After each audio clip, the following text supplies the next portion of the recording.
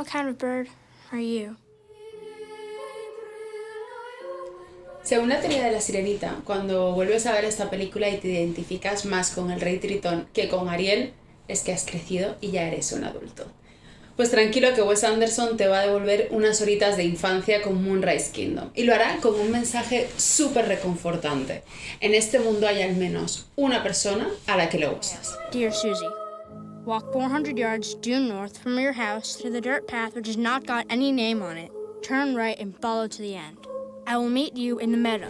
Los protagonistas de Moonrise Kingdom son dos miliforajidos. Escapan de los adultos responsables para tener aventuras y tú, que eres un inconsciente, les vamos a dar todo tu apoyo.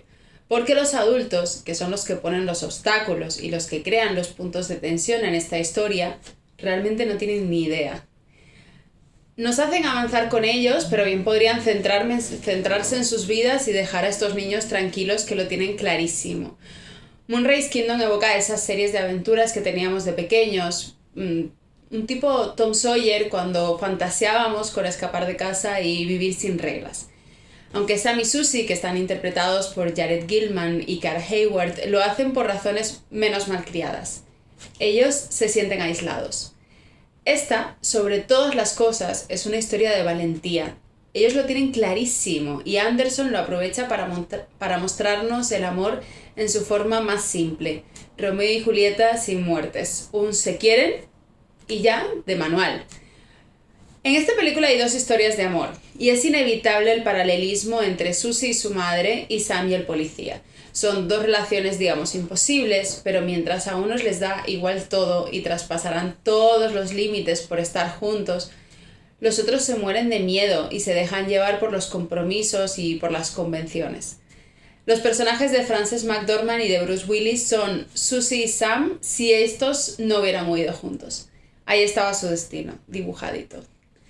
Esta película con niños le viene al pelo a Wes Anderson, primero por su estética y segundo por su habilidad para tratar temas fuertes, temas profundos, pero simplificándolos hasta la fábula. Que sea con niños no significa que sea para niños. Los temas que trata de hecho son complejos, pero responden a este sistema del bien y del mal, donde siempre está claro qué es lo correcto y se encuentra la mejor solución. Todas las películas de Wes Anderson nos dan esa sensación de limpieza, de orden, de realidad. La fotografía te hace sentir en un mundo ideal y ayuda a la estética setentera que nos enseña esta historia. Anderson es único y parece que se crezca con cada cinta y cada vez que sacan una nueva tú dices, esta es mi favorita. Bueno, hay mucha discusión sobre cuál es su mejor película y yo voy a dar dos razones por votar por Moonrise Kingdom. La primera es que no tiene a Owen Wilson y la segunda es que no tiene a Gwyneth Paltrow. Sí mantiene secundarios a muchos de sus actores fetiches con los que ya debe tener un grupo de WhatsApp hecho. Jason Schwartzman, Bill Murray, Tilda Swinton, Paul Balaban y añade a Bruce Willis que con su sonrisita de Mona Lisa hace un personajón y a Edward Norton que es simplemente abrazable, un adjetivo que no se ha dicho casi nunca de Norton y probablemente sea el personaje que más crece durante la cinta. Casi todas las películas de Anderson se caracterizan por tener actuaciones muy estoicas, poco dramáticas, de personajes poco emocionales, sin apenas cambios de expresión en las caras y con diálogos que casi se podrían intercambiar entre ellos. Y luego está McDormand, que es tan deliciosamente humana y normal que parece que no pinte nada en una película de Wes Anderson, pero sí pinta, las mejora muchísimo. Hablemos ahora de los personajes principales. Ellos son unos parias. Él lo es por sus circunstancias y ella se siente como tal, y cuando se encuentran tienen un único objetivo, estar juntos. Su lógica es muy simple. A vosotros no os gustamos, nosotros nos gustamos, por lo tanto, chao. Lo cual casa perfectamente con el estilo de Anderson. Poco drama, planos frontales, simplicidad. Sam es el Huckleberry Finn de los hipsters. Es un huérfano con problemas de conducta y al que le cuesta mucho hacer amigos. Y Susie es una lolita, una psycho, pero se le coge mucho cariño. Él es un boy scout, ella es una lectora empedernida que roba libros para sentirse viva. Ella no conecta ni con sus amigas ni con su familia y sabe que su madre tiene una aventura con el policía. Y a ella no le importa llegar hasta las últimas consecuencias. Es más, quiere llegar a ellas. Aquí me voy a detener un poquito porque empiezo a ver un patrón. Y es que a mí, como a la que más, me gustan las historias de parejas psicóticas que entran en ciclos autodestructivos o rebeldes y terminan viviendo al margen de la sociedad o de la ley. Me flipa, lo admito, ver cómo dos personas que se quieren se van arrastrando mutuamente, ya sea a la perdición, a la muerte, al ostracismo o a la ilegalidad.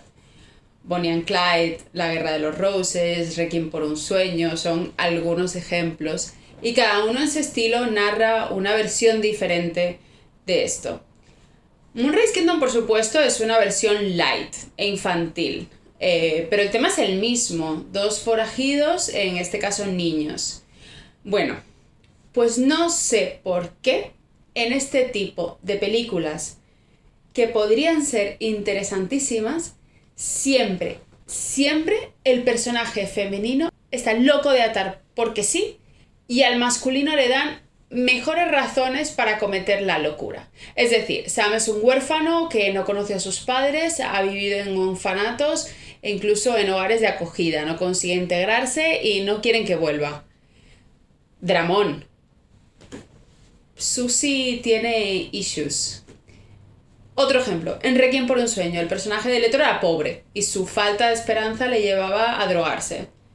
Fácilmente podrían haber puesto al personaje de Jennifer Cawley en las mismas circunstancias y hacer que la película ganara mucho más. Pero no. Lo único que dicen es que no se lleva bien con sus padres. O sea, ¿por qué empieza Clyde a atracar bancos? Tras salir de la cárcel, durante la Gran Depresión, no encuentra trabajo y por eso se siente obligado a la ilegalidad. ¿Por qué lo empieza a hacer Bonnie? Porque está aburrida. O sea, es que siempre el personaje masculino tiene razones objetivas, lógicas y entendibles, mientras las del femenino son subjetivas porque las tías estamos cucú. Y luego, en medio de la locura, ellos son los calmados, son los que atienden a razones, son los que entienden la situación y ellas unas psicos. O si no, a ver, en este caso, ¿quién fue el que mató al perro? Quizás, digo yo, si vas a centrar una película en la historia de dos personajes, sería interesante explicar en profundidad las motivaciones de ambos y no coger a uno de estos personajes y simplemente decir es que estaba loca. Y sobre todo que santa casualidad que siempre este personaje es el femenino.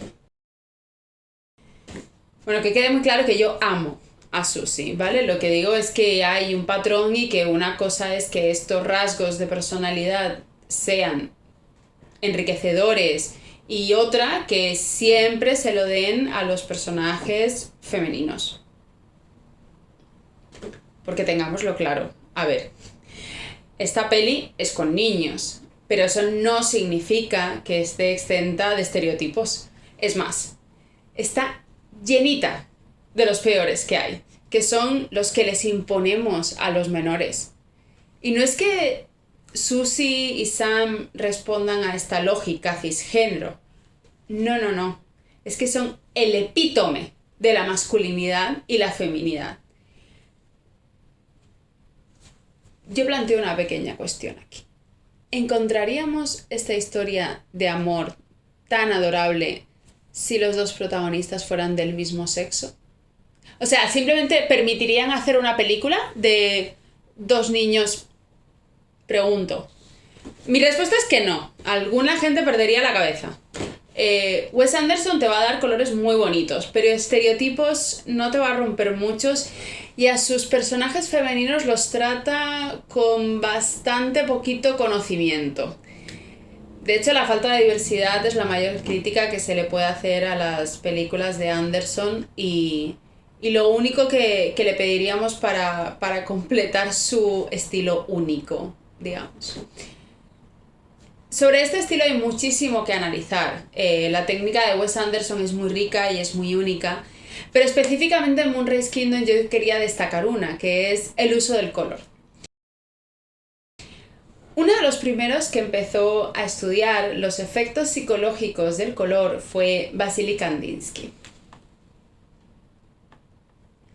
Fruto de su sinestesia, que le hacía conectar colores con sonidos, defendió que cada color en sí mismo nos hacía sentir cosas diferentes.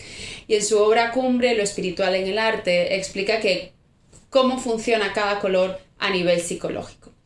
Esta revelación tuvo consecuencias radicales, entre ellas que vengan los pintores expresionistas abstractos, nos pinten un círculo naranja en un lienzo y nos digan, toma, siente. Pero es que es así, porque no te hará sentir lo mismo un círculo verde. Y los cineastas lo han utilizado desde que se pudieron hacer películas en Technicolor. La primera de estas películas fue El Mago de Oz. El primer uso que le dieron al color en El Mago de Oz fue llevar a Dorothy del mundo real deprimente y blanco y negro a la fantasía coloreada.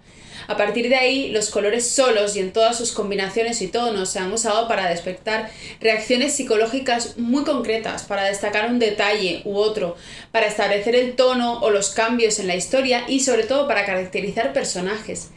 No somos tan especiales como nos creemos y la mayoría de los espectadores tenemos reacciones parecidas a los colores. El rojo, por ejemplo, aumenta la tensión, el azul da calma, el verde es naturaleza y el rosa es inocencia y juventud. Ahora, no es que esto sea un limitante para los directores de fotografía y de foto. La teoría existe, pero no hay que seguir la rajatabla. Y es más, puede ser súper rico y muy potente utilizarlos con significantes distintos y darle un color a un personaje completamente opuesto a lo que representaría. Por su parte, Moonrise Kingdom es uno de los ejemplos claros de película monocromática, en la que prácticamente se usa una única paleta de color y el dominante es el amarillo, algo bastante inusual. El hecho de que sea monocromática contribuye también a mostrar esa falta de conflicto, esta clara diferencia entre el bien y el mal hasta en cada plano, donde no veremos muchos puntos de contrastes fuertes, mientras que en una paleta de colores complementarios, como la de verde, rojo o azul y naranja, tendemos a tener más conflicto. Una monocromática da sensación de armonía, de tranquilidad, un sentimiento pues normal cuando hay niños en paradero desconocido, ¿verdad? Bueno, pues Anderson como mucho utiliza colores análogos y siguiendo la teoría de Kandinsky le viene al pelo. Vamos a ir uno por uno. El primero, para Kandinsky, el amarillo es uno de los colores básicos. Su poder consiste en que su movimiento es hacia el espectador, como si se saliera de sus límites. De ahí que Kandinsky lo denominara cálido y nos da esa sensación de cercanía. Según el pintor, representa la energía humana de enfrentarnos a cualquier obstáculo ciegamente. Incluso llega a representar la locura. A ver, esto no puede estar hecho sin querer, les viene al pelo a los protagonistas. El azul, por el contrario, se aleja del espectador y aunque da sensación de calma, de serenidad, también es falta de emoción y frialdad. Y en sus tonos más oscuros es tristeza y duelo y según Kandinsky es un color poco humano. Adivinen a quién reservó Anderson este color.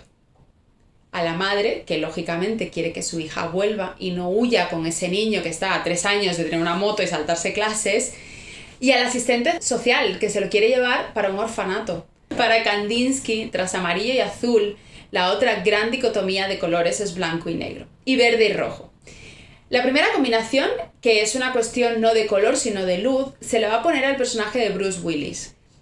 Pues porque Willis es un personaje bueno que hace cosas malas porque tiene o debe.